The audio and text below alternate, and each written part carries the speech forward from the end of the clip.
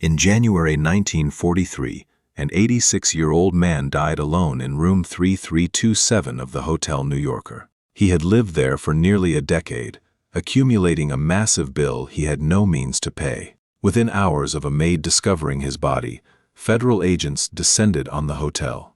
Before the public even knew of his passing, the room was locked down and thoroughly searched. An agency known as the Office of Alien Property Custodian swiftly confiscated 80 trunks filled with the man's research documents, journals, and prototypes. The involvement of this specific agency was a glaring legal contradiction. The OAPC existed to seize assets belonging to foreign enemies during wartime, yet the deceased was a naturalized United States citizen. The man in room 3327 was Nikola Tesla, and the government was fully aware of exactly who they were dealing with. The FBI targeted the room for the intangible assets inside, equations and engineering blueprints with the potential to disrupt the global energy market. Decades before his impoverished end, Tesla had already proven the efficiency of his engineering. In the war of currents, his alternating current system challenged the direct current monopoly held by Thomas Edison. The scale of that victory was undeniable.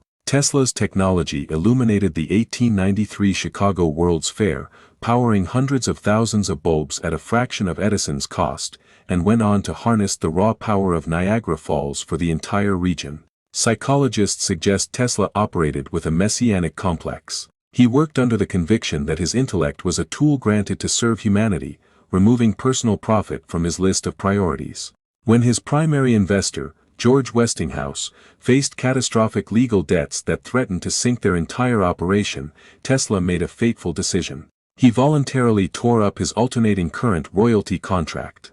He walked away from an agreement that would have made him the world's first billionaire, ensuring the technology would survive. This drive to serve the public culminated in his most ambitious project, the Wardenclyffe Tower. To secure the $150,000 needed for construction, Tesla pitched the facility to Wall Street titan J.P. Morgan as a wireless communication hub designed to send messages across the Atlantic. Communication was a cover story. Tesla had engineered the tower to transmit wireless electricity to the globe without the need for a traditional grid.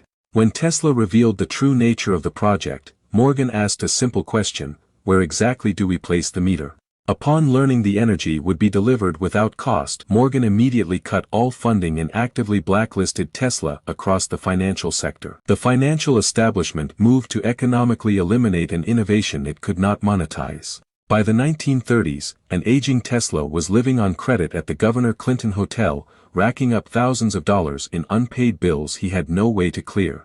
Desperate to avoid eviction, he handed the hotel management a sealed wooden box to hold as collateral. He explicitly warned them never to open it, claiming it housed a working prototype of a weapon with global implications. Tesla described it as a directed energy weapon, a high-voltage particle beam capable of melting the engines of 10,000 incoming aircraft from hundreds of kilometers away. With the globe tearing itself apart in the early years of the Second World War, rumors of a superweapon generated intense geopolitical paranoia in Washington. The anxiety was compounded by Tesla's nephew, Sava Kosanovich. As a Yugoslavian ambassador stationed in the U.S., Kosanovich maintained active ties with the Soviet Union. The urgency of the raid illustrates a specific geopolitical anxiety. Federal agents moved to ensure that Tesla's blueprints for energy transmission and particle beams remained under American control, far from his nephew's Soviet connections.